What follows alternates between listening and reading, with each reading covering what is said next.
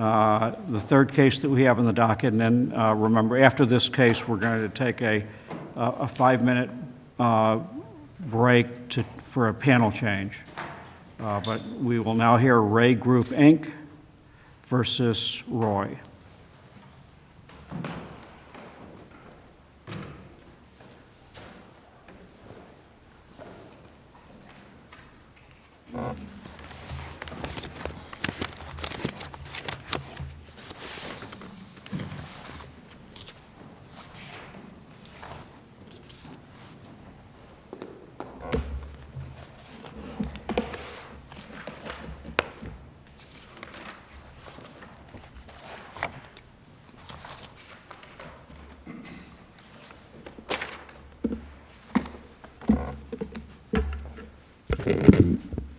Good morning, Your Honors. May it please the Court, Kimberly Berman, on behalf of the appellant, REY Group, I'd like to reserve 5 minutes for rebuttal.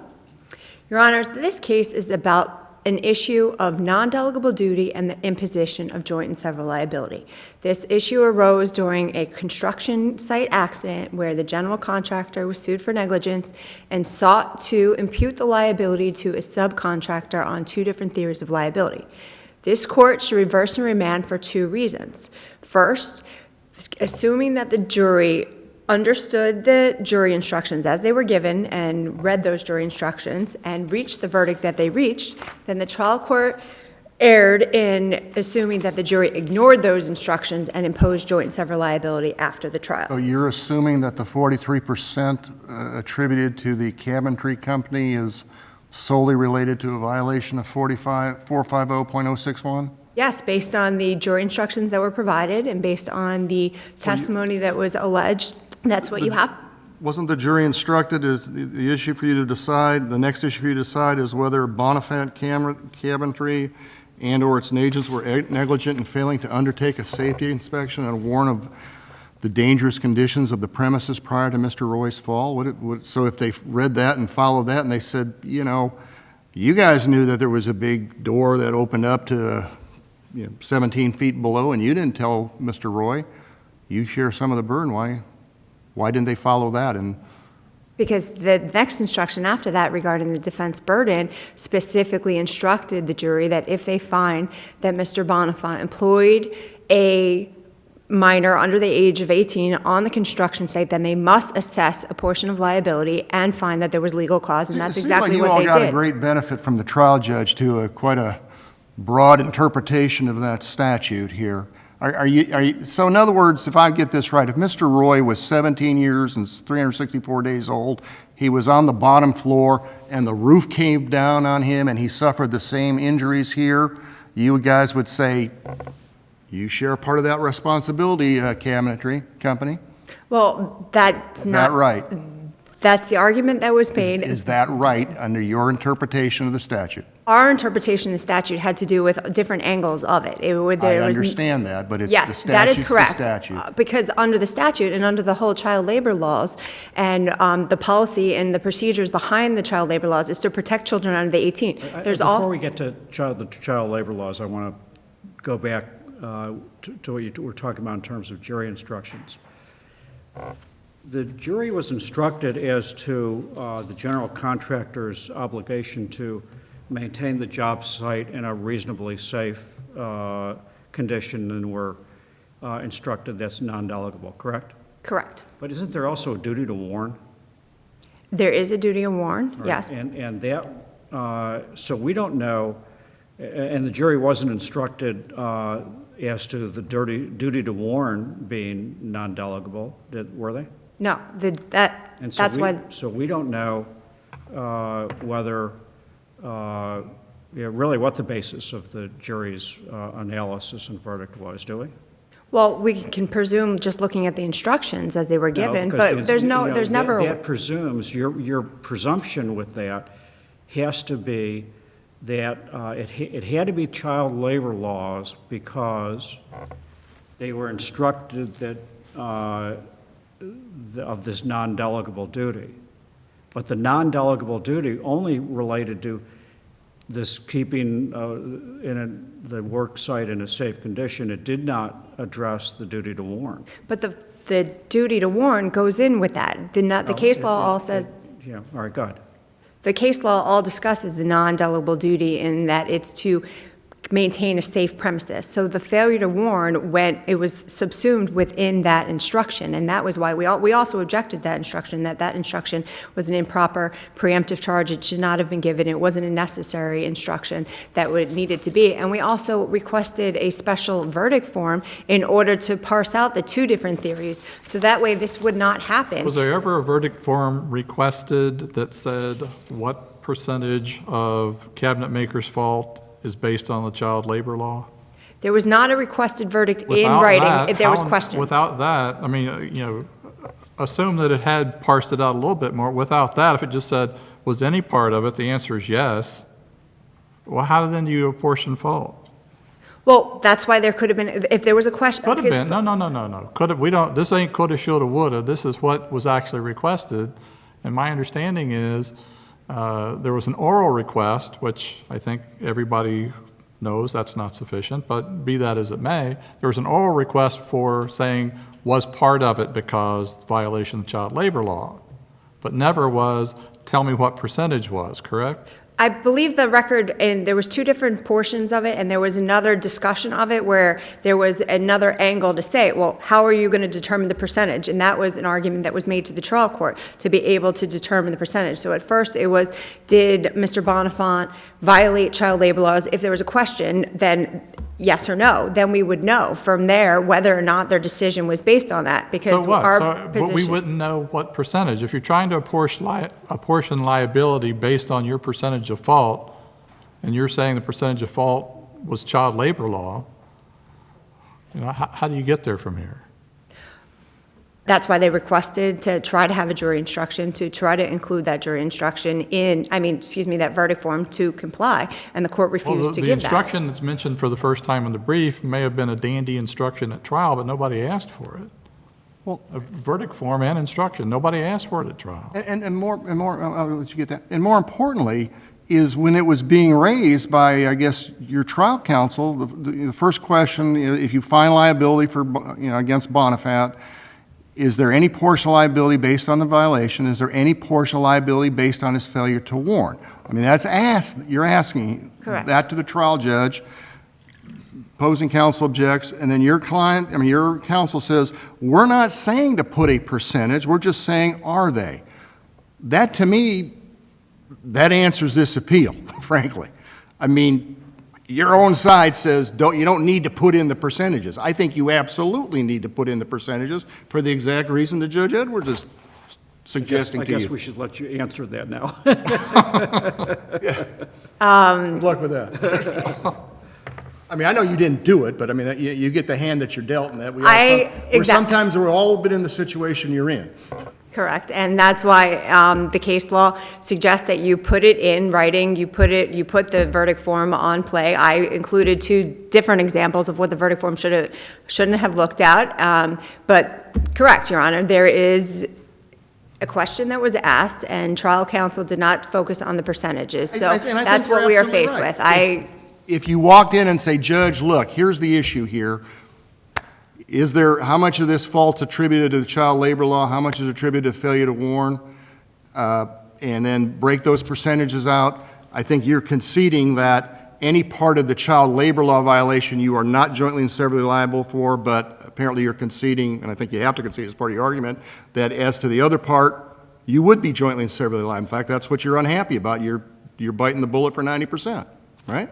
Right, and the fact that the question was asked in the way that it was and the court was rejected, it seemed to be that the court was rejecting the concept of strict liability, because we had argued to the trial judge that it was a strict liability offense, that you don't need to prove proximate cause, you don't need to do anything, so that's why trial counsel tried to put in a question to say, did Bonifant violate the statute? Because if he answered yes to that question, it didn't matter what the percentage was, because it would have been a finding of strict liability. We wouldn't have been at fault for his liability, even if he had this other percentage for... What if they would have said 1% for the child labor and 42% for the failure to warn? Then we would have been responsible for 42% and not the 1%.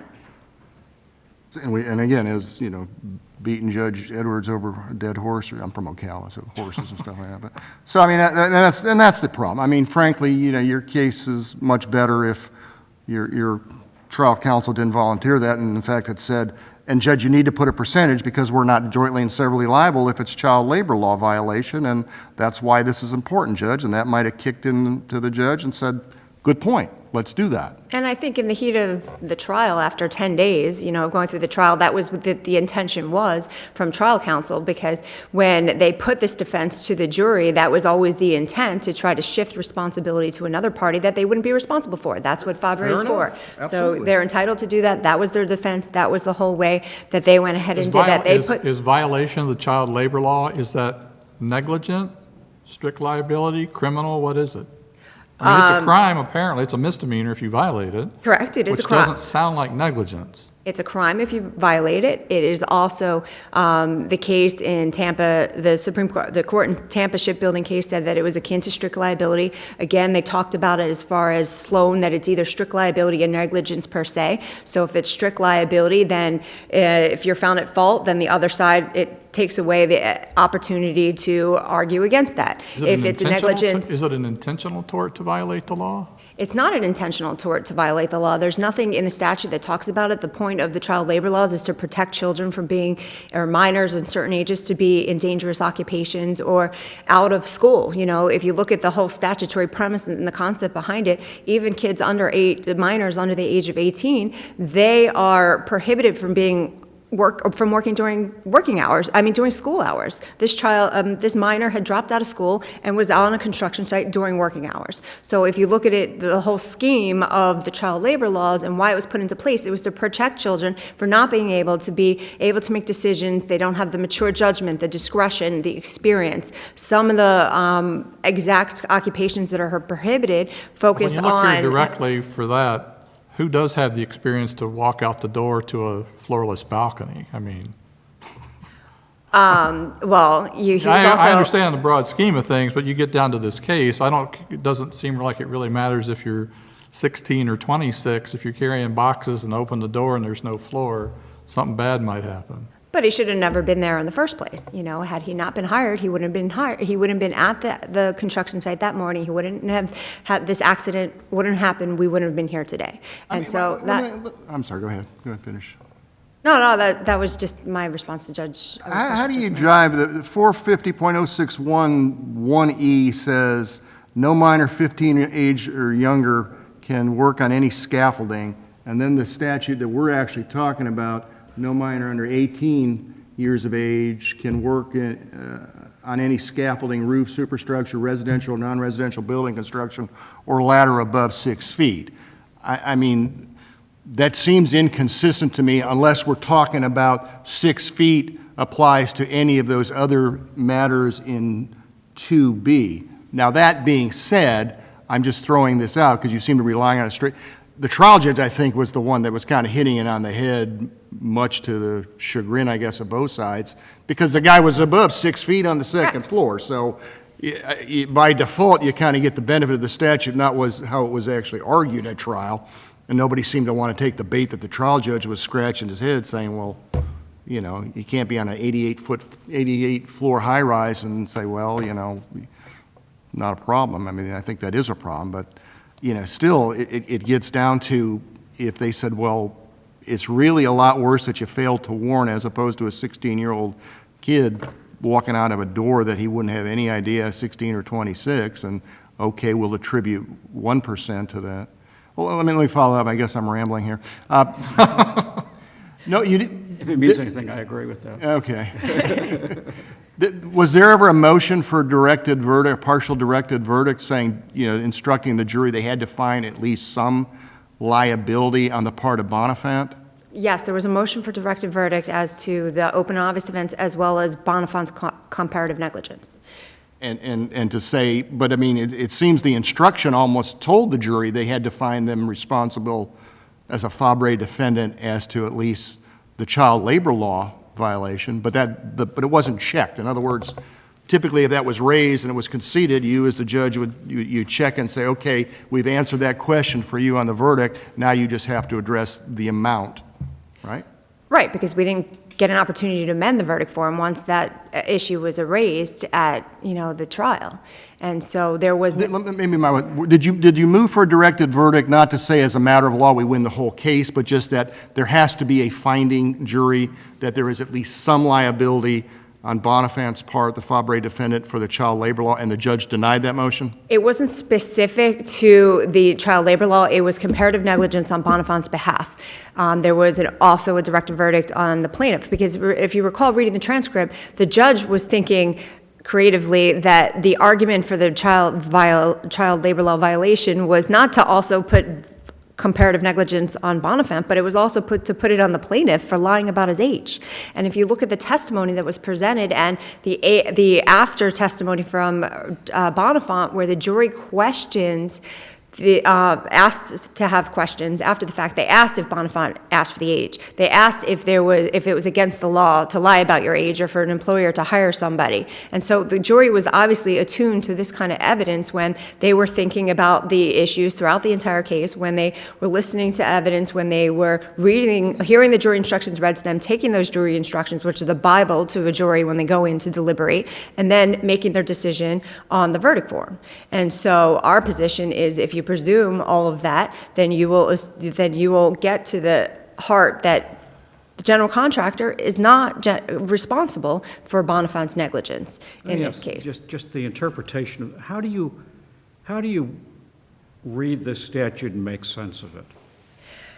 Well, there's a couple things to actually make sense of it, Your Honor. The statute provides that no minor under 18 shall be employed to work on scaffolding, any scaffolding, a roof, a superstructure, residential or non-residential building construction, or a ladder above 6 feet. The only thing that says 6 feet. Look at the provisions before that, though, as well. Correct. The provision before. Well, I think part of the argument was made that 1F was inconsistent because that dealt with a minor under 15 working in heavy work on the building trades. But that doesn't necessarily mean it's on a construction site. A minor can work in a building trade outside lifting heavy lumber. There's no direct thing in this case, but there's other statutes. Pennsylvania has a statute that defines all these types of work. But your interpretation of the statute would be that a minor can't work at either a residential or non-residential construction site? Yes, according to this statute, because it doesn't, despite That's honored in Shakespeare's words, more in the breach? Say that again, Your Honor? It's honored more in the breach. There are all kinds of minors working at construction sites. But on different time periods. Minors are not permitted to work on construction sites during the school day. They're maybe on the weekend. Or in the summer, let's say. In the summer. But this, under your interpretation of that statute, they can't be there at all. That was the argument that was raised, and presented to the jury throughout the trial. There's certain things that they're prohibited. They can't be on scaffolding. They can't be on a roof. A superstructure is the second layer. So you have a substructure, which is the foundation, and anything below, and then you have a superstructure, so anything's above. Your position is that a minor can't be at a residential or non-residential construction site at all, ever, period. Doing certain things. No, period. In this circumstance, based on that was the argument that was made below, yes, Your Honor. But there's also some things that they can't do. They can't be on a scaffolding. They can't be on a ladder above 6 feet. They can't be doing, certain things in addition to that. Because minor, shall be permitted or suffered to work in any of the following places. And that would be a residential or non-residential building construction. Right, Your Honor. And that's what was instructed to, that was how the jury was instructed. At no point in time can a minor be at a residential or non-residential construction site. According to the interpretation that was espoused at trial, and according to the way and according to the way the trial court instructed the jury, and according to the testimony, that was what the argument that was made. So yes. A 17-year-old can't be laying sod at a residential construction site? Laying sod at he shouldn't be on, depending on what time of day, he shouldn't be on the residential construction site doing certain things. Pick the best day that he can come out, whatever the best day and time. If I understand your espousement, I don't know if that's a word either today, if I'm making up words, but under your espousement of the statute, or you weren't trial counsel, right? I was not trying to answer, Your you're, Honor. I know you got the hand dealt to you. I get it. did. I appreciate that. You're hanging in there the best you can. Yeah, that seems to be hard to swallow, and All right, you're into But your we're not rebut- here, All right, you're into your rebuttal, and again, I'll give you a little extra time since we've kept we've been you here. rambling on the vaccine. but if I can just Go ahead. respond to Judge Lambert, I would just say, Your Honor, that even if that is an issue that's coming up, that's not what we're here to decide, because the court allowed that I get it. argument to go forward. The I jury get was it. instructed, You- and you- they haven't raised a cross appeal. So we're I get not it. here on that issue I get it. today. You won the espousement argument there. You won it. I get it. Thank you, Your Honor. So we request reverse and remand to have the jury's apportionment, to have us liable only for the jury's apportionment. Yeah, no, I just am raising that because I read the statute and I try to make sense of the totality of the statute, and I just can't do it. I can't, it doesn't make any sense. We'll have to talk to the legislator. So we'll talk to you We'll ask about it, too. Eisnagel when we see him. Thank you, Your Honor. Did he write this? Probably. It better not fall off of it either. Good morning, Your Honors, and may it please the Court. My name is Andrew Greenlee. I'm here on behalf of Mr. Benjamin Roy. Your Honors, maybe I could shed a little bit of light on the statute because the way I read it, I think it makes sense. It is designed to prevent minors from working in inherently dangerous activities. It's not what it says. Excuse me? It's not what it says. You know, you can be on a residential or non-residential building construction project and not, do anything that's dangerous. Laying sod. Well, ane sod's not in that- construction. that- don't- that, I guess- Maybe, but maybe not. Then I agree with you. Then we're in agreement here. So just entering into a residential construction site doesn't have to mean, because in this, let's take this very case, for example, he was doing what's called a finish trade. He was installing cabinetry. Which isn't inherently dangerous. It's not inherently dangerous. He's carrying boxes. You're right. You're carrying boxes. You're bringing things up to the second floor of this building, which was about to be put on the market. So, but for this, That's got nothing to do with it. You Well, know, I do- The state of, where it's at in terms of construction has got nothing to do with the interpretation of the statute. In fact, your interpretation or your counsel's interpretation at trial is absurd, that the 6 feet modifies scaffolding, roof, superstructure, residential or non-residential building construction. Apparently, the only thing then you could work on is Ken and Barbie's roof. Your Honor, that's a traditional canon of statutory interpretation, where there is a clause that it equally modifies I think the that makes first. any sense, so that you can work on a minor can work on a roof. The roof just has to be under 6 feet, which, again, I am Right. suggesting to you is Ken and Barbie.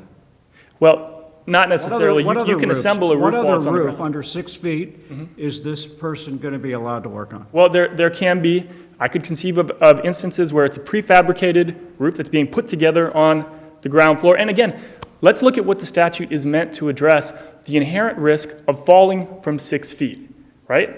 So if there's my wife, we have a chicken coop. Okay, the roof is not 6 feet. Sorry to hear that. I'm part. So the point is that the evil that the statute, the substantive evil that the statute is meant to address, is putting children at risk of falling from a height greater than So 6 they feet. can be at a residential or non-residential building construction site as long as it's under 6 feet. Yes, As long as they're on the ground floor. as long and look, if the only way to square this provision with subsection F, where they say you can be no minor under 15 can work in the heavy building trades. The only way to make sense of that provision is to read it in my way. And don't just take my word for it. Ask DBPR. No, we don't ask DPP. We don't ask you Well, what they are. the court is, Your Honors, We don't even care who they are. well, The statute says what it says. And But- and we don't need, the building division to tell us how to interpret what the statute says. That's right, and Chevron, aren't we going away from the Chevron doctrine? And isn't there some Well, constitutional amendment we just Something like had? Article 5, Section 21 says the court may not, not should, not can, may not defer to agencies' interpretation of the statute or rule. Isn't that the current state of the law in Florida? my understanding is under the Verizon case, which is cited in our brief, Is that before Article 5, Section 21 was enacted due to popular demand and vote? I haven't read a case where they interpret and square those provisions, but I want to just check the timing, that's all I'm saying. okay, Your Honor. And, well, in any event, But your guy fell off higher than 6 foot. Isn't this what the statute says we're trying to prevent minors from being on construction site scenarios that, using your interpretation of this uniquely worded statute to prevent this kind of thing? right, again. So they're right. I mean, there should be liability. I completely disagree, Your Honor, with respect. With respect, this was a finished trade. The building was about to be sold. It doesn't doesn't have anything matter. to do with anything. You really are going down the wrong rat hole here. You're trying to snatch defeat from the jaws of victory again. Well, let me back up then and turn to the other point, which I think is the easy way to resolve Tell you this what, appeal. let's stop. Let's go down. It's your time, so let's go down it. Show me in the statute where it distinguishes the state of completion of the project in terms of the ability of a minor to be there or not be there. Give me the section number that does that. Your Honor, subsection F says no minor under the age of 15 can work in the heavy building trades. I think by negative inference, that means that minors who are above 16 and 17 and 18, or 16 and 17, minors who are 16 and 17 can work in the heavy building trades. Except then you go to 450.061, 2B. Right, so they can't be doing things that are inherently, and if I'm not mistaken, the statute, the name of it talks about, in the title of it, inherently dangerous activities. It's in the statute. So the statute But how do you get where the guy's working not to be 6 feet up? Well, look, you can imagine, and I just hypothetically. No. It's either above 6 feet or it's not, and it's above 6 feet, right? Okay.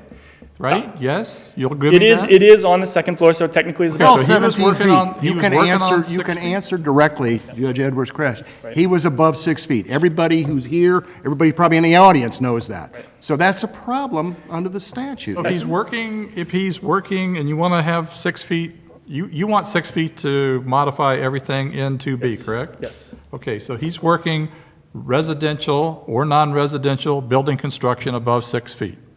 Yes or no? He is on the second floor of the building. And give me the 6 feet, will you?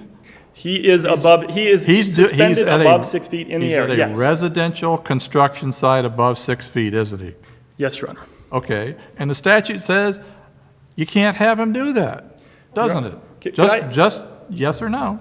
Yes, Your Honor, but if I might. Okay, go ahead, yeah, of course. Go ahead. If I might give you, could I provide you all with a hypothetical that was actually raised at trial to our expert witness that could maybe help clarify this difference? You can install cabinetry above 6 feet in an existing, you can do a remodel job of a kitchen. So you're technically installing cabinetry and you're above 6 feet, you're on the 60th floor of a high rise, right? There's no inherent risk of falling out of that high rise because the building is finished. That's not what the statute says. Well, the statute is meant to address, and this is our position, and I would like to move on to the two-issue rule because I think that we went under the two-issue rule, but our position, so I'm addressing the Too question. much fun with this. Your Honor, if I might, I don't seem to be making headway here. I do think. Go ahead. Your Honor, the easy way to dispose of this case is the two-issue rule, because this, in the words of defense counsel below, and this is a quote, "The court cannot discern whether the liability portion attributed to Bonenfant was based on a failure to warn or a violation of the child labor law statute." Not my words, their words at trial. We know from the two-issue rule that if there's a general verdict form and it's equally sustainable on one ground as it is on the other, then you can't show prejudice and you can't obtain reversible error. It's a straightforward case. And I think it seems that should have been evident of our discussions with Ms. Berman. And she's done the best she can with a bad set of facts handed to her by not her.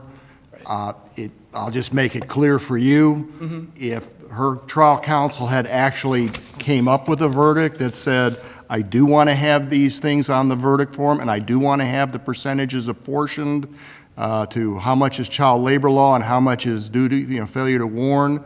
And you objected, and the trial court had sustained your objection and did not allow the verdict to read that way. We probably would have dispensed with OAs and reversed your case, okay? That, you can talk to the rest of these two fellows.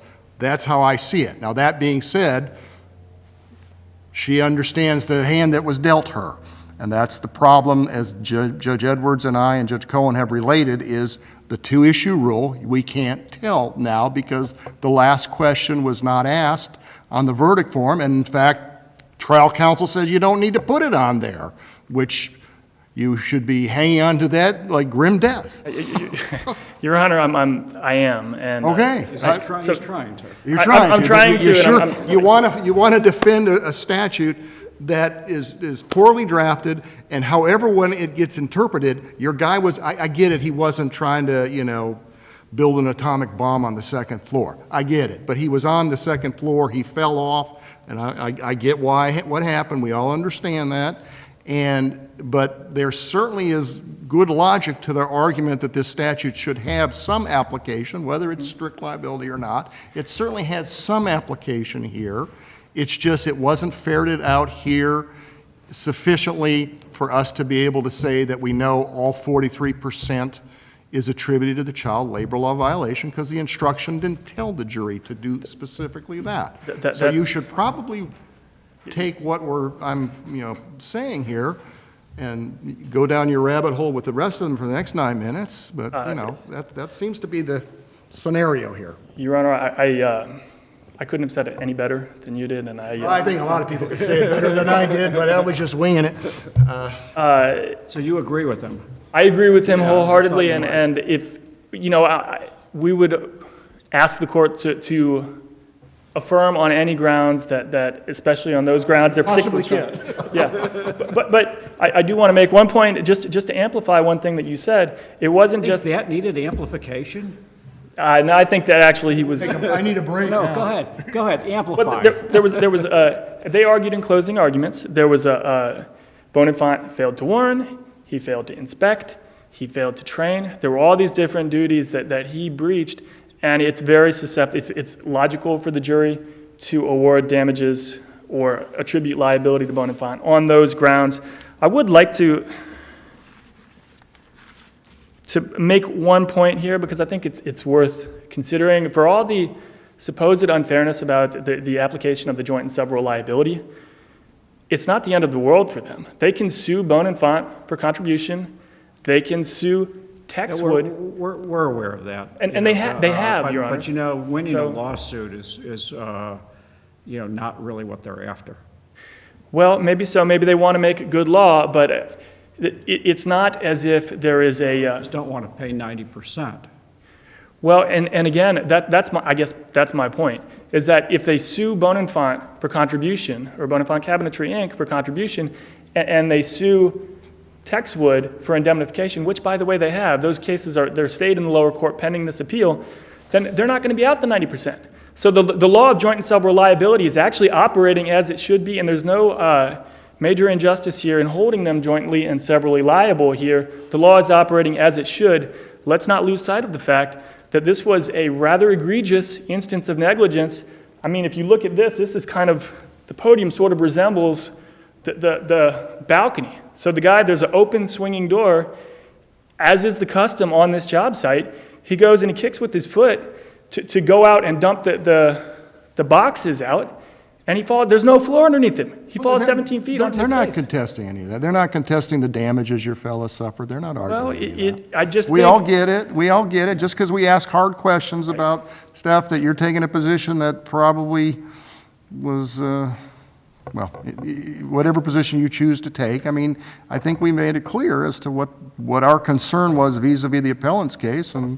But that being said, they have valid arguments. It's just they kind of, and I don't no pun intended, they didn't take the final step here. It's actually not, I don't it's mean not that, that I don't funny. mean that dismissively, but I mean, that is, it is the final step. No, but they this is a should- tragic case, and don't think that we're not taking it. No, seriously. it is it's a sad thing that happened to your fella, that, the injuries he had, the IQ loss that he had, and it certainly is a scary thing for anybody. We get all that, and taking the next step was simply, in the process, it was, they talk about a two-step process here. The third step is what needed to be taken here, and that inures to your benefit. Right, and I It's also, appeal purpose. and I also, just for purposes of clarity here, there are other, in our view, other reasons why the child labor statute shouldn't apply, and that is because there's something a little bit strange about saying a minor shouldn't recover. You take a statute that was meant to shield the minor. Did you cross appeal about the application of the child labor law? We didn't cross appeal, and the reason why is because we won below. We were afforded complete relief, notwithstanding we won despite of the fact that they were allowed to inject an issue that we didn't Well, feel if you was. convince us that the child labor law shouldn't apply, where does that get us here today? If the child labor law doesn't apply, Where does well, that- then that means that they can't establish reversible error. That's their ultimate burden as the appellant. But you argue a lot on your appeal, on your answer brief about things that you've not contested about the trial court's ruling by filing a cross appeal. And they correctly point out in their reply brief that you don't get to have your cake and eat it too. I mean, you have to address the issues that they raise as to why they think it should be reversed. You don't get to say, oh yeah, but the judge really screwed up things along the way too, but we still won. But let me get a chance to talk about it while I'm over there in Daytona. I appreciate that, Your Honor, but at the end of the day, they're the appellant. So they are the ones who have the ultimate burden of showing there's reversible error. And if we show that there isn't a violation of the child labor law statute, then they can't carry their burden. So even if we didn't cross appeal, we can still talk about it. And I recognize, and I'm not going to take another run at it because I don't think I'm convincing anybody, but I do want to point out the perverseness of ruling in their favor. You would be preventing a minor who suffered a grievous injury because of their negligence. You would be preventing him from recovering what he fully is entitled to. We deal with legal issues. Right. Okay, we don't deal with the emotions of the case. We're Understood. dealing, we're a court of correction of error, and that's what our responsibility is. And so the pulling at the heartstrings is not part of our analytical process. Your Honor, it's not just me saying that it's unfair to do it. There's a federal court in a case that's cited in our brief, Tierney versus Black Brothers, and I believe the Florida Supreme Court has said it too. You have to be within the class of people who the statute is designed to protect in order to claim its benefit. But again, you're trying to argue that the child labor law doesn't apply, and you didn't cross appeal that.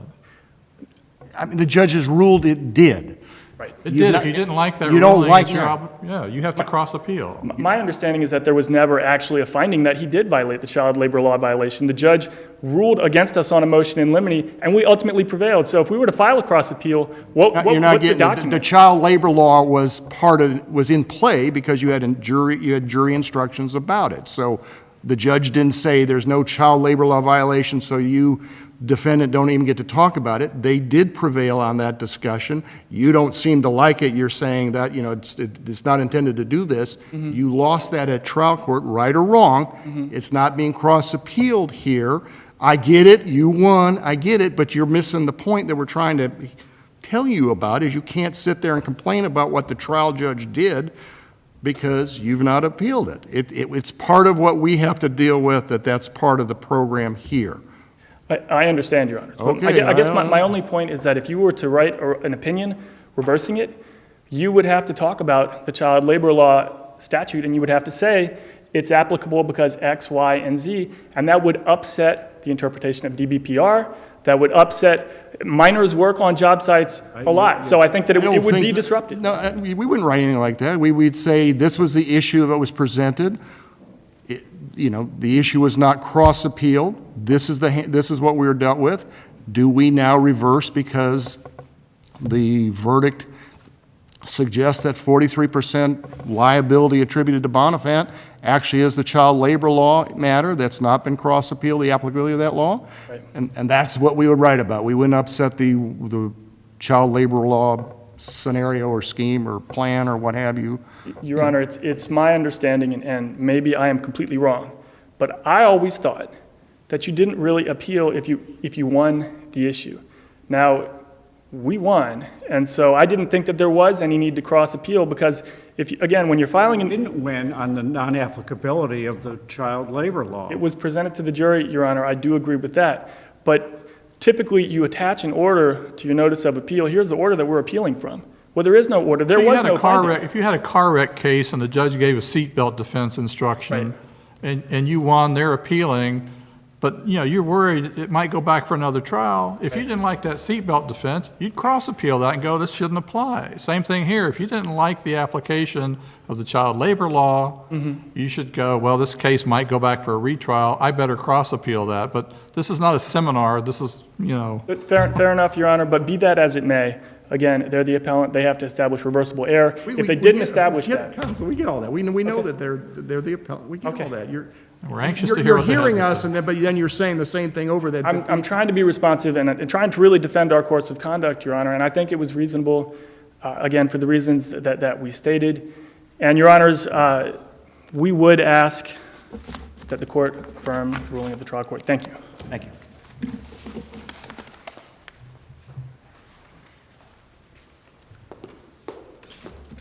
And I'll give you some extra, I'll give you a couple minutes extra, so go ahead.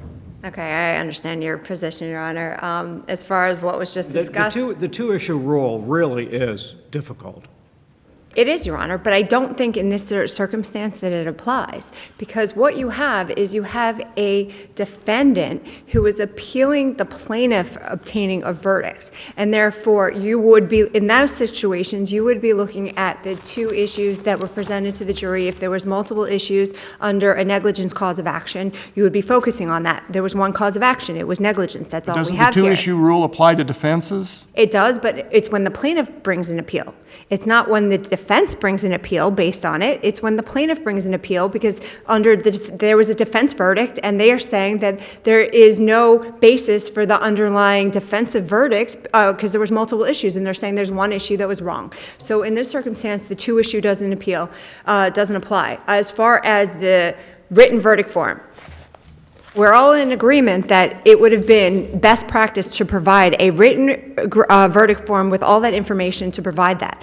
But the law is clear that as long as you provide that and put that on notice, put the court on notice, it could have corrected. They didn't bring the jury verdict back to the courtroom until the next day when it was given to the jury. So that if the judge would have allowed counsel to add additional lines, to add additional questions, that could have all been corrected before the jury was charged, before counsel finished their closing arguments, before close of evidence. Obviously, that would have happened beforehand. All of that could have been done, and the trial court rejected the argument on the strict application of strict liability, rejected the inclusion of being able to parse out these questions, and it would have been futile to... But at the end of the day, if all the questions that your trial counsel had requested were put on the verdict and they were all answered yes, you would still be in no different position of us being able to tell what percentage of Bonifant's 4 to 3% is attributable to child labor violation and to the failure to warn. That's the end of the day, isn't it? Well, at the end of the day, but I think, Your Honor, there was still, it would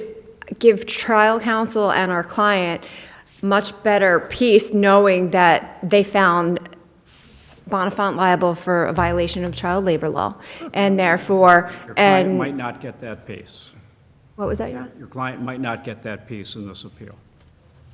I understand that, Your Honor, and I understand my time is, almost up. I'm not going to continue to beat a dead horse.